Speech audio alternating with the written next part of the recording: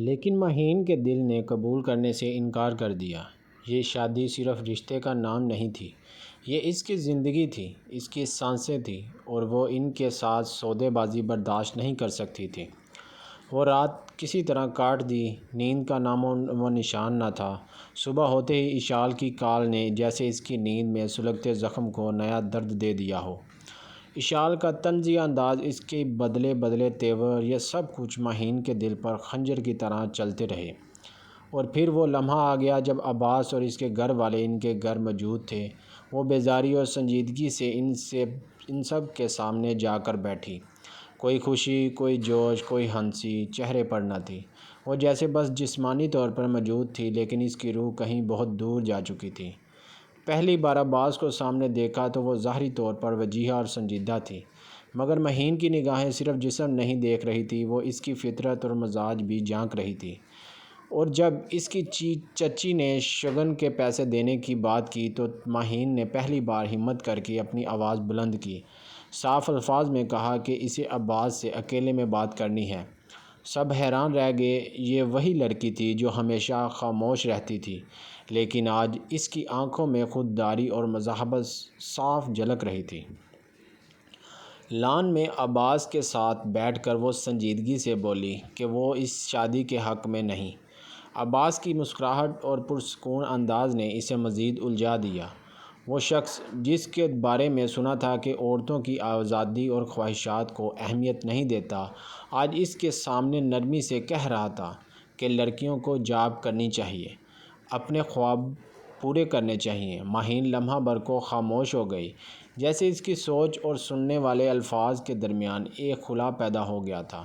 عباس کی نظروں میں کوئی زبردستی نہ تھی، کوئی جبر نہ تھا۔ اس نے کہہ دیا کہ وہ چاہے تو شرائط لکھوا سکتی ہے، اس پر کوئی زور زبردستی نہیں ہوگی۔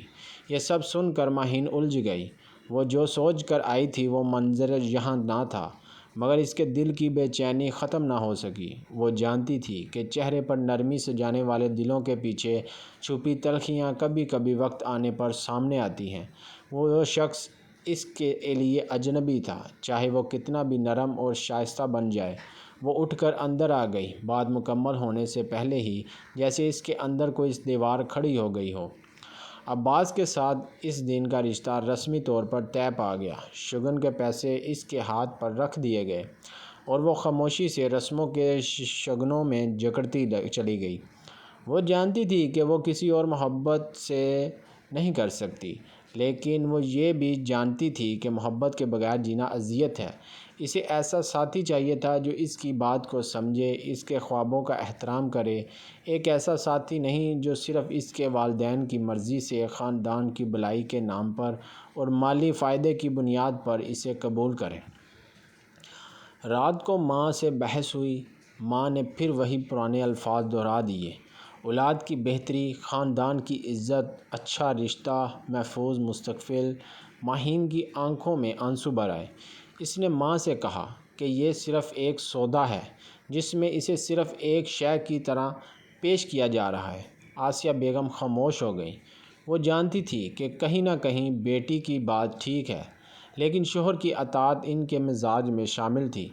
مہین خاموشی سے اپنے کمرے میں چلی گئی، جہاں صرف تنہائی تھی اور اپنے دل کے زخم۔ اگلے دنوں میں ہر طرف شادی کی تیاریاں ہونے لگیں۔ اس کا نکاح اور رخصتی صرف ایک ہفتے بعد طے ہو چکی تھی۔ محض ایک گلی کے فاصلے پر ایک گھر سے دوسرے گھر جانا تھا، لیکن دل کے فاصلے صدیوں پر محیط ہو چکے تھے۔ مہین خاموش ہو گئی۔ شاید اس نے ہار مان لی تھی یا خود کو تقدیر کے حوالے کر دیا تھا۔ جو رب نے اس کے نصیب میں لکھ دیا تھا وہی قبول تھا۔ اب اس کی زندگی میں کچھ نہیں بچا تھا سوائے اس کے کہ وہ اپنے نیک نصیب کی دعا کرے۔ عباس کے نام کی مہندی جب اس کے نرم ہاتھوں پر چمکی تو وہ دیر تک بس اسی نام کو دیکھتی رہی۔ آسیہ بیگم نے اس کے ماتھے پر محبت سے بوسہ دیا اور ڈھیر ساری دعائیں دی، مگر ان دعاؤں کے درمیان اس کا دل جیسے کہیں کھو چکا تھا۔ دکھ، خاموشی اور انجانی بے یقینی اس کے دل میں آہستہ آہستہ گھر کر گئی رہی تھی۔ نکاح کی رسم کے بعد جب اس کا ہاتھ شگن کے پیسے تھمائے جانے کے بعد ساتھ ہی عباس کے ساتھ جوڑ دیا گیا تو وہ محض چپ رہی، نہ کوئی احتجاج نہ کوئی خوشی۔ وہ سجی سنوری دلہن تھی جس کا دل اندر سے خالی تھا۔ گھر کی خواتین میں ہنسی مذاق تھا، ہر طرف کہکے تھے، لیکن اس کا دل سنسان تھا۔ عباس کے کمرے میں جب اسے لے جایا گیا تو وہ حسین سیج پر بیٹھی یوں محسوس کر رہی تھی جیسے کسی اجنبی دنیا میں قدم رکھ چکی ہو۔ اسے اندازہ نہیں تھا کہ زندگی کی اس پہلی رات میں اس کے نصیب کا اندھیرا اس کا استقبال کر رہے گا۔ عباس کافی دیر تک کمرے میں نہیں آیا۔ اس نے اپنی جھجک، بیزاری اور بے چینی کو خود پر حاوی ہونے نہیں دیا۔ نہ وہ روایتی دلہن تھی اور نہ اس کے دل میں کسی قسم کا کوئی جوش تھا، لہٰذا تھک کر اس نے زیور اتار دیا، بھاری لباس بدل کر سادہ سا لباس پہن لیا اور صوفے پر بیٹھ گئی۔ جب کمرے کا دروازہ کھلا اور عباس اندر آیا تو وہ بھی سنبھل کر بیٹھ گئی، لیکن اس کی توقعات اور خدشات یکدم تباہ ہو گئی جب عباس نے بنا کوئی بات کیے اچانک اس کے گال پر ایک زوردار تھپڑ دے مارا۔ وہ سن ہو گئی، حیرت، صدمہ اور بے یقینی، آنکھوں سے آنسو رواں ہو گئے۔ وہ کچھ بول نہیں پائی، اسے کچھ سمجھ نہیں آیا کہ ایسا کیوں ہوا۔ عباس کے چہرے پر سنجیدگی کی سخت لکیر تھی اور اس کے الفاظ اپنی ماں کو جا کر بتانے کے کہ میں نے تمہارا استقبال تھپڑ سے کیا ہے، اس کے دل کو ایسے توڑ دیا کہ زندگی کی پہلی ہی رات اس کا دل ویران ہو گیا۔ تھپڑ کے بعد بھی عباس کے دل کی آگ نہ بجھی تھی۔ زبردستی اس کے اندر وحشیانہ طریقے سے سماتے وہ ماہین کی چیخیں نکلوا گیا۔ پہلی بار میں ہی اس نے جوش میں 3 بار اپنا ازدواجی حق لے چکا تھا۔ اس نے چپ چاپ برداشت کیا، نہ احتجاج کیا، نہ وضاحت مانگی۔ وہ جان گئی تھی کہ یہ وہ دوزخ ہے جس میں اسے ساری زندگی جلنا ہے۔ اس رات وہ روتی رہی، چپکے چپکے، نہ جانے کب آنکھ لگی۔ صبح ہوئی تو اس کی آنکھوں میں سرخی تھی۔ جب اشال نے اسے دیکھ کر طنز کیا تو اس کے دل کی ٹوٹ پھوٹ پڑ گئی۔ اشال کے لہجے کی کاٹ نے جیسے زخم کو اور گہرا کر دیا، لیکن اس نے کچھ نہ کہا۔ خاموشی سے کمرے میں لوٹ آئی اور ہچکچاتے ہوئے عباس کو جگانے کی ہمت کی۔ اس بار عباس کا رویہ نرم تھا۔ اس نے پہلی بار نرمی سے اس کے لمس کو محسوس کیا۔ نرم انگلیاں اس کے گال کو چھو رہی تھیں۔ اس کی قربت سے اس کے جسم میں کپکپی دوڑ گئی تھی، لیکن دل کا خوف کہیں کم نہ ہوا۔ رات والا ڈر دل میں بیٹھ گیا تھا۔ صبح وہ اٹھنے کے قابل بھی نہ تھی۔ عباس کی آنکھوں میں نیند تھی مگر لہجے میں عجب سی نرمی۔ اس نے مسکرا کر اس کی گردن پر لب رکھے جیسے رات کے زخم کو مٹا دینا چاہتا ہو، لیکن ماہین کے دل میں جو خلا تھا وہ بڑھنے والا نہیں تھا۔ اس نے خود کو آزاد کروانے کی کوشش کی تو عباس نے کہا کہ وہ اس کی مرضی کے بغیر کہیں نہیں جا سکتی۔ وہ بولی، دروازہ کھلا ہے، کوئی آ جائے گا۔ اس کی بے بسی، اس کا ڈر، سب کچھ اس کی آواز میں واضح تھا۔ جب تمہیں معلوم تھا تم اپنے نئے دولہے کو جگانے آ رہی ہو تو دروازہ بند کر دی۔ نہ عباس اس وقت کسی اور ہی کیفیت میں تھا۔ وہ اسے روک رہا تھا، اس کی گردن پر لب رکھتے ہوئے نرم لمس سے وہ لمحہ بھر کی قربت چاہتا تھا، لیکن ماہین کے دل میں رات کا زخم ابھی تک ہرا تھا۔ عباس کے دماغ میں جو لاوا پک رہا تھا اس کی جڑیں کہیں اور تھیں۔ مہندی کی رات ماں نے عباس کو وہ تلخ حقیقت بتا دی تھی جو اس کی پوری دنیا بدل دینے کے لیے کافی تھی۔ بے جان کی موت کا راز، آسیہ بیگم کی بے رحمی کی وہ کہانی جو اس نے کبھی سوچی بھی نہ تھی۔ اس کی ماں نے بتایا کہ کس طرح بی جان کو گھر سے نکالنے والی آسیہ بیگم تھی، کیسے ان پر ہاتھ اٹھایا گیا اور کیسے ان کی جان چلی گئی۔ یہ سن کر عباس کے دل میں نفرت کی ایسی آگ بھڑک اٹھی جس نے اسے بدل کر رکھ دیا تھا۔ وہ سمجھ چکا تھا کہ اس کا بدلہ وہ کسی اور پر نکال چکا ہے، ماہین پر۔ اسے اپنی غلطی کا احساس ہوا۔ وہ جان گیا کہ اس کی انتقامی آگ نے معصوم لڑکی کو جلا دیا ہے۔ ماہین جو اس کے بدلے کی آگ کی بینٹ چڑھ چکی تھی اب بھی اس سے بے حد خوف زدہ تھی۔ جب وہ نرمی دکھاتا وہ ڈر جاتی، جب وہ فاصلے بڑھاتا وہ حیرت میں پڑ جاتی۔ اس کے رویے کی وہ دوگلاپن اسے شدید اذیت میں ڈال دیتا تھا۔ جب اس نے خود کو عباس کی سخت گرفت سے آزاد کیا تو وہ کمرے سے باہر نکل گئی۔ عباس جو ایک پل میں اسے قریب کھینچتا تھا دوسرے پل میں دور دھکیل دیتا تھا۔ وہ خود بھی اب کشمکش میں مبتلا تھا۔ کچھ ہی دیر کے بعد عباس تیار ہو کر باہر آ گیا، چہرے پر وہی روایتی مسکراہٹ سجائے جس میں دکھاوا بھی تھا اور بے یقینی بھی۔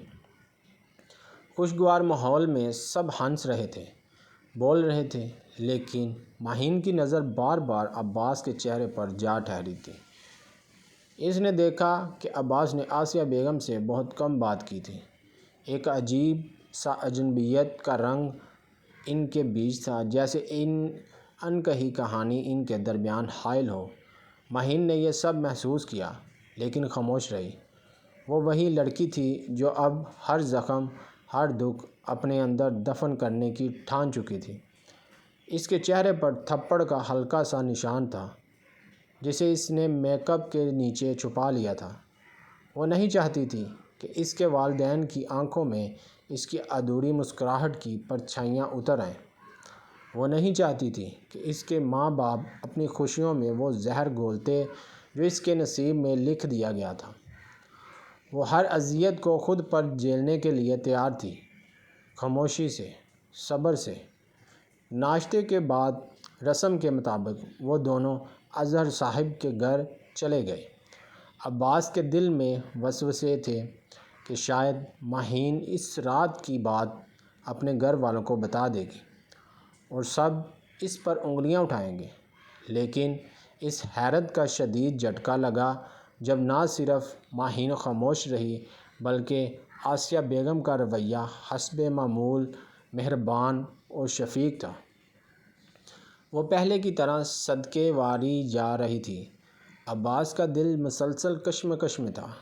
وہ حیرت اور شک کی ملی جلی کیفیت میں گر چکا تھا۔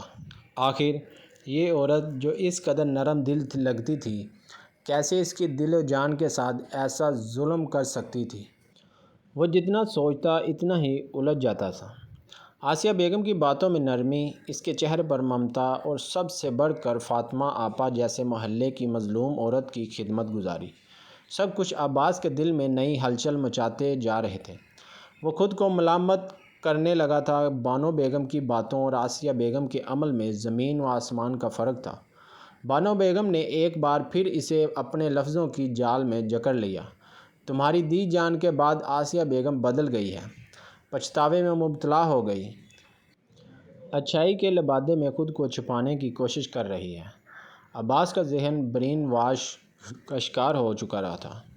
وہ جانتا تھا کہ کسی ایک کا سچ دوسرے کا جھوٹ ہو سکتا ہے، لیکن دل کے وسوسے بڑھتے جا رہے تھے۔ اس کا دل، دماغ اور جذبات سب بکھرتے جا رہے تھے۔ اس رات جب وہ گھر واپس آیا تو کمرے میں داخل ہوتے ہی اس کا دل کچھ لمحے کے لیے نرم ہو گیا۔ ماہین جو ڈھیلے ڈھالے کپڑے میں بے حد معصوم اور خوبصورت لگ رہی تھی بے اختیار اس کی آنکھوں میں سما گئی۔ وہ ایک پل کو اپنی ساری الجھنیں بھول گیا، نرمی سے پیچھے سے اسے تھام کر اپنے سینے سے لگا لیا۔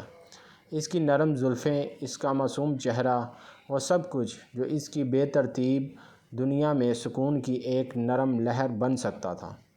اس کی طرح بار بار میرے سامنے آتی ہو تاکہ میں تم پر حق زوجیت ظاہر کروں۔ اس کا لہجہ نرم تھا، سنجیدہ تھا، لیکن آنکھوں میں وہی تشنگی، وہی اضطراب۔ ماہین نے پلٹ کر اس کی آنکھوں میں دیکھا۔ مجھے یہ سب کچھ کرنے کی ضرورت نہیں ہے، میں آپ پر حق رکھتی ہوں اور آپ مجھ پر۔ مجھے اوچھے ہتھ کنڈے اپنانے نہیں آتے۔ وہ اپنی ہمت وقار کے ساتھ بولی تھی۔ عباس پل بھر کے لیے ٹھٹک گیا۔ وہ حیران رہ گیا اس لڑکی کی بہادری اور سچائی پر۔ میں جانتا ہوں تم کافی اعتماد رکھتی ہو، لیکن اتنا نہیں کہ میری شدتوں کے بعد بھی اپنا اعتماد بچا سکو۔ وہ آہستگی سے جھک کر اس کی ٹھوڑی پر لب رکھ چکا تھا۔ اس کے لمس نے ماہین کو پل بھر کے لیے خاموش کر دیا۔ وہ بھول گئی کہ وہ مضبوط بن کر سامنے آنا چاہتی تھی۔ اس نے پیچھے ہٹنے کی کوشش کی، لیکن عباس نے اسے بازو میں پھینچ لیا۔ میں نہیں چاہتا کہ تم اس وقت مجھ سے دور ہو جاؤ۔ وہ اپنے ہی اندر کی کشمکش میں الجھا ہوا تھا، اپنانا بھی چاہتا تھا اور دلانا بھی چاہتا تھا کہ وہ اس کے لیے کچھ خاص نہیں۔ وہ دانستہ اس رات اور اس تھپڑ کا ذکر کرنے لگا۔ وہ تھپڑ تمہارے لیے نہیں تھا، تم نے انہیں بتایا ہی نہیں جن کے لیے تھا۔ ماہین کی آنکھوں میں بے یقینی تھی۔ آپ کا مطلب میرے والدین؟ انہوں نے کیا بگاڑا ہے آپ کا؟ اس کی آنکھوں میں بے گناہی تھی، سچ تھا۔ عباس کی آنکھوں میں لمحہ بھر کے لیے تپش جاگی، لیکن وہ پل بھر بعد بجھ گئی۔ بس میں نے جو کیا وہ رد عمل تھا، مت دہراؤ اسے، صرف مجھے محسوس کرو۔ اس کے لب ماہین کے لبوں پر آ چکے تھے۔ وہ مکمل خاموش ہو گئی۔ عباس کی گرفت میں وہ سمٹتی چلی گئی۔ شاید ایک لمحے کے لیے وہ سب کچھ بھول جانا چاہتی تھی، صرف وہ پل، صرف وہ لمس، صرف وہ احساس جو کسی بھی سچ اور جھوٹ سے ماورا تھا۔ اس کے بعد مزاحمت کا کوئی فائدہ نہ تھا۔ وہ صرف ایک بات جاننا چاہتی تھی کہ آخر وہ کون سا گناہ تھا جس کی سزا اس کی روح کو دی جا رہی تھی۔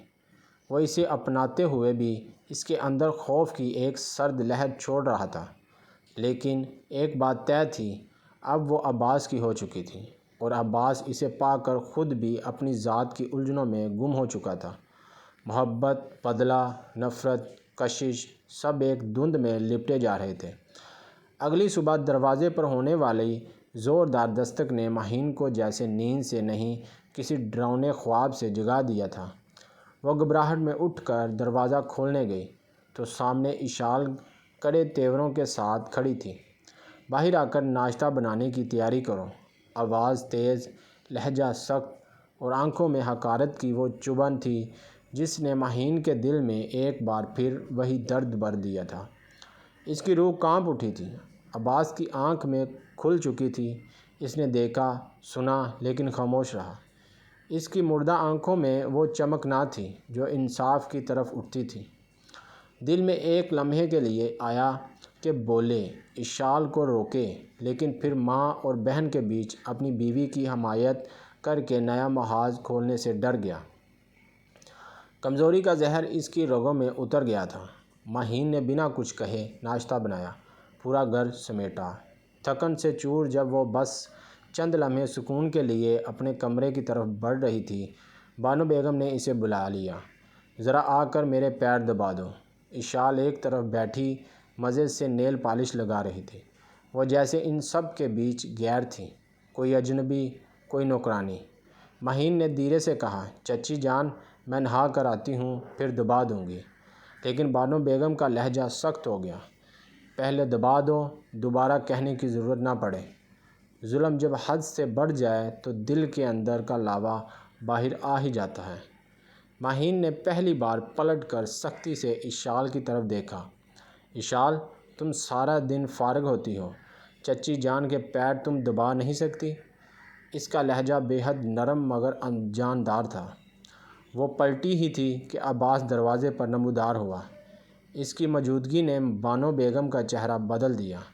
وہ جو چند لمحے پہلے اکڑ کر کھڑی تھی، اب محبت و شفقت کی مورت بن گئی۔ ارے بیٹی، میں تو کہہ رہی تھی تم لوگ تھوڑا سا آرام کر لو، لیکن چالاکی اور جھوٹ کے پردے زیادہ دیر نہیں ٹکتے۔ عبداللہ چاچا اور عباس کی آمد نے فضا بدل دی۔ عباس کی ماں نے اپنی مظلومیت کا تاثر دینے کی بھرپور کوشش کی۔ عباس بیٹا، بس ماہین کو سمجھا رہی تھی کہ بڑوں کے سامنے زبان نہیں چلاتے۔ عباس نے پلٹ کر ماہین کی طرف دیکھا۔ وہ ساکت کھڑی رہی، جیسے پتھر کی مورت۔ تم نے کچھ کہا ہے امی سے؟ اس نے نفی میں سر ہلایا، لیکن پھر بھی الزامات کی بوچھار جاری رہی۔ آج کے بعد امی کے سامنے زبان نہیں چلاؤ گی۔ وہ غصے سے آگے بڑھتا ہے، اس کے منہ پر ایک تھپڑ مار دیا۔ ظلم کا اتنا ایک سناٹا تھا مہین کے دل کی دھڑکن جیسے کسی نے مٹھی میں جکڑ لی تھی۔ اس نے اپنے دفاع میں عبداللہ چاچا کو مخاطب کیا۔ عباس کو یہ بات گراں گزری۔ اس نے آگے بڑھ کر مہین کا بازو سختی سے تھام لیا۔ خبردار، اگر تم نے وہی غلطی دہرائی جو تمہاری ماں نے دی جان کے ساتھ کی تھی، میں تمہارا گلا دبا دوں گا، ہمیشہ کے لیے۔ اس کی آنکھوں میں غصہ اور پاگل پن کی جھلک تھی۔ مہین ساکت تھی، اس کے جسم سے جیسے جان نکل گئی تھی۔ عبداللہ چاچا سے برداشت نہ ہوا، وہ آگے بڑھا اور کہا، ہوش کرو عباس، ہوش میں تو ہو۔ عباس کا چہرہ زرد پڑ گیا۔ اس کے باپ نے اس کی آنکھوں میں آنکھیں ڈال کر کہا، یہ سب تمہاری ماں کی کہانی ہے۔ دی جان کے ساتھ تمہاری تائی نے کبھی وہ سلوک نہیں کیا جو تمہیں بتایا گیا ہے۔ تمہاری ماں ہمیشہ سے خود غرض عورت تھی، جو اپنے آپ سے بڑھ کر کسی کو کچھ بھی نہیں سمجھتی تھی۔ تمہاری تائی نے ہمیشہ دی جان کی خدمت کی ہے، جو اس سے برداشت نہیں ہوا اور اس نے تمہیں بھڑکا دیا۔ مہین روتی ہوئی کمرے میں جا چکی تھی۔ سچ کی پہلی کرن عباس کی آنکھوں میں چمکی۔ وہ کبھی ماں کو دیکھتا، کبھی باپ کو۔ اندر کچھ ٹوٹنے لگا تھا۔ وہ دھیرے دھیرے بکھرنے لگا۔ عبداللہ صاحب کی آواز جیسے برسوں کی خاموشی کو توڑتی رہی۔ تمہاری ماں نے اپنی پوری زندگی زہر بویا ہے۔ بھابی نے ہمیشہ خدمت اور محبت دی ہے، لیکن تمہاری ماں نے کبھی اسے دل سے قبول نہیں کیا۔ بانو بیگم خاموش رہی تھی۔ اس کی آنکھوں میں شکست تھی۔ اشال کا چہرہ بھی زرد ہو چکا تھا۔ عباس کی روح پر بوجھ بڑھتا جا رہا تھا۔ اس کی نسوں میں جیسے آگ بڑھ رہی تھی اور تھوڑے فاصلے پر جا کر ساکت کھڑا ہو گیا۔ اس کی ماں کا خاموش رہنا سب کچھ کہہ گیا تھا۔ وہ پلٹا اور تیزی سے اپنے کمرے میں آیا۔ دروازہ کھولا تو سامنے وہی لڑکی تھی جس پر اس نے اپنی ماں کے کہے سنے لفظوں کی بنیاد پر ظلم کیا تھا۔ وہ جو آنسو بہا رہی تھی، لیکن لبوں پر کوئی شکوہ نہ تھا۔ عباس کی ٹانگیں لرزنے لگیں۔ وہ آہستگی سے اس کے قدموں میں بیٹھ گیا۔ معاف کر دو مجھے نہیں پتہ تھا کہ میری محبت میری کمزوری بن جائے گی۔ میں نے تم پر وہ بوجھ ڈال دیا جو تمہارا تھا ہی نہیں۔ اس کی آواز بکھر رہی تھی۔ مہین نے جلدی سے اسے اٹھایا۔ ایسا نہ کریں، آپ کو اس طرح دیکھنا اچھا نہیں لگتا۔ وہ تڑپ کر بولا، وعدہ کرتا ہوں آج کے بعد کبھی تم پر ہاتھ نہیں اٹھاؤں گا، کبھی تمہیں تکلیف نہیں دوں گا۔ میں چاہتا ہوں کہ ہم دبئی چلے جائیں، جہاں کوئی زہر، کوئی اور پرچھائی ہمارے بیچ نہ آئے۔ وہ اس کے سامنے ہاتھ پھیلا چکی تھی۔ وعدہ کریں۔ عباس نے اس کی ہتھیلی کو لبوں سے لگا لیا۔ وعدہ میری جان، آج سے تم پر کبھی ہاتھ نہیں اٹھاؤں گا۔ اس کی آواز میں محبت کی وہ نرمی تھی جس کے لیے مہین نے اپنی زندگی تج دی تھی۔ اس نے ہنستے ہوئے کہا، ہنی مون تو اب بھی باقی ہے اور بچہ بھی پلان کر لیں گے۔ اور وہ شرما گئی۔ پتہ ہے، تمہیں بچہ پیدا کرنے کے لیے بہت سارا درد برداشت کرنا پڑے گا، اس لیے ابھی سے پریکٹس شروع کرتے ہیں تاکہ تمہیں درد کم ہو اور بچہ بھی نارمل ہو جائے۔ وہ اسے ہنسانے کے لیے بے باک ہو رہا تھا اور وہ شرما رہی تھی۔ ان لمحوں میں جیسے دکھ کی زمین پر خوشیوں کی نرم گھاس اگ گئی ہو۔ عورت اگر وفا کی مورت ہو تو مرد کی زندگی جنت بن جاتی ہے، اور آج عباس کی زندگی بھی جنت کے پہلے دروازے پر دستک دے چکی تھی۔ محبت، معافی اور ایک نیا آغاز، یہی وہ خوشبو تھی جس نے ایک بکھری ہوئی زندگی کو سمیٹنا شروع کر دیا تھا۔